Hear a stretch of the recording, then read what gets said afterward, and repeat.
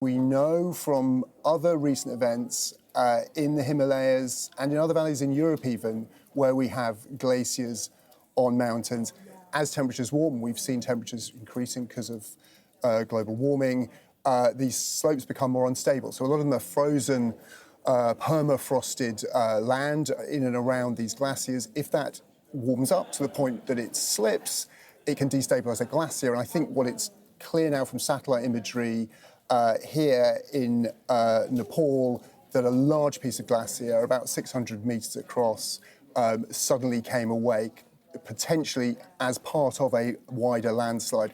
One of the questions I think that scientists have is the volume of water. You can see it there. It's a colossal amount of water. How did that much amount of water come from a glacier collapse? It's speculation at this point, but yes, was it a lot of previously frozen, waterlogged soil plus glacier ice falling 1,000+ meters down into the river valley, where the energy of that, and we've seen this in previous events in Uttarakhand, in India, for example, in 2021, the energy from that pulverizes the ice, it turns to liquid, and it turns into an awful lot of water that's moving very fast. And just to contemplate for a second the speed and the ferocity of this water, I've been looking with our data and forensics team at some of the times of the events here. We know that this was picked up by earthquake sensors, the landslide about 8:37 local time. It gets to Girong Port, the Chinese border crossing, only 7 minutes later. It's a distance of 14 kilometers. So this water was maybe about 75 miles an hour as it flew down this valley. And we know it then went on to go through multiple settlements at that speed, and obviously building up, carrying with it more sediment, more water, potentially damming up bits of the river on the way, which then fail again to sort of send another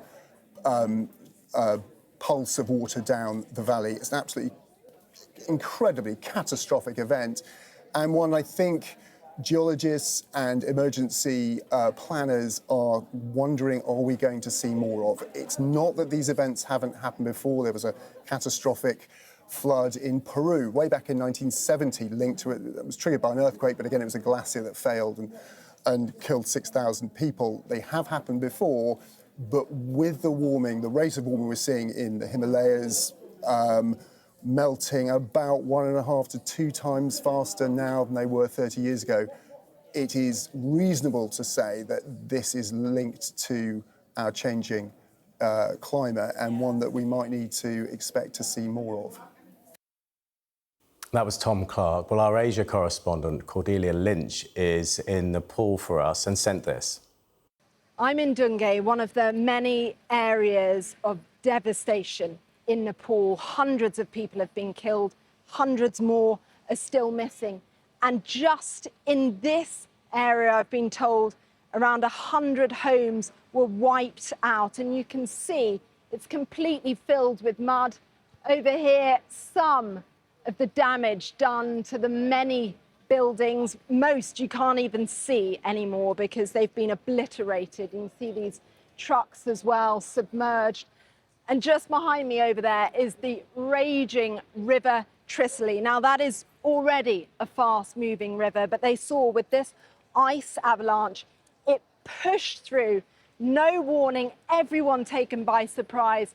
And there are so many people gathered here, bewildered, many grieving, others searching. You can see here on top of a building, everyone just trying to get a sight of what on earth has happened. Just over there is some of the towns that the rescue helicopters are trying to reach, but it is very challenging. And you can see some of the rescue workers gathered here too. Some of the equipment not able to get nearly as far as people need them to. And the feeling really is of total shock here in Nepal. They were not prepared for this. They did not expect it. And it is one of the worst disasters this country has seen. You can see some of the armed police here moving through.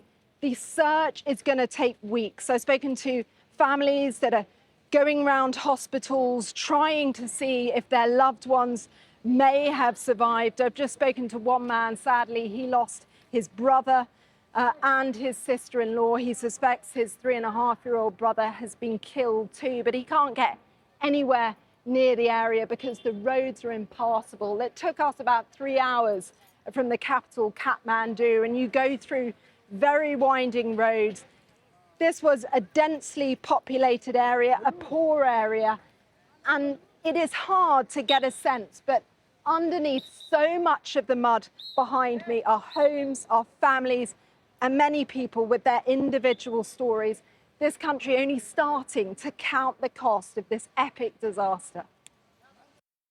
Cordelia Lynch. Well, as we've been hearing, among the hundreds missing are many foreign nationals. Let's take you through what we know so far.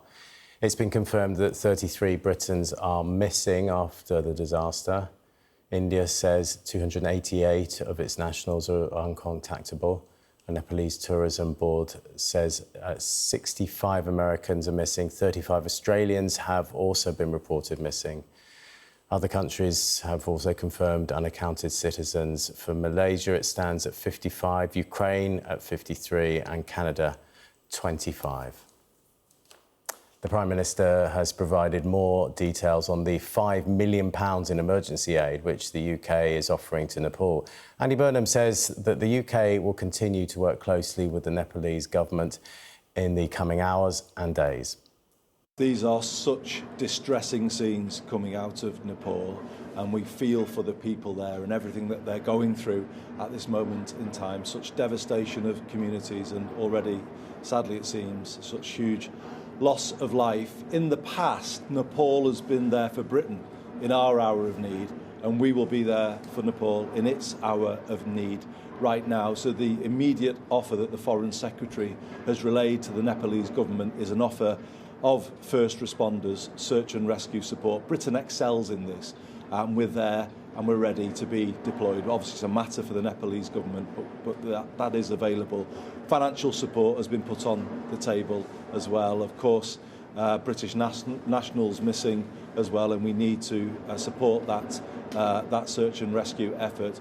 We're also redeploying Foreign and Commonwealth Office staff from the wider region into Kathmandu, so that there is a 24/7 consular support for British nationals in the country, but of course their families back here at home who are obviously going through some really difficult moments right now. So a comprehensive package of support has been put forward, but we'll continue to work closely with our colleagues in the Nepalese government over the coming hours and days, and obviously we all hope and pray for everybody affected by these devastating events. Our correspondent Phoebe Southworth has more. We've seen those incredibly devastating scenes of that muddy water cascading through villages, destroying bridges and flattening homes, and a lot of worried families back here in the UK. As we know, dozens of Britons are now missing. I can tell you a bit about some of the people that we know are among those unaccounted for. There were a number of tourist groups who were making a pilgrimage route from Nepal into Tibet. It's a popular route. A lot of people like to visit Mount Kailash, which is in Tibet. It's a sacred site for Hindus and very popular with visitors. We know that at least 2 groups of tourists, which had Britons among them, were making that journey. And those 2 groups today have said that among the Britons missing from their groups are a 13-year-old girl and a 14-year-old boy.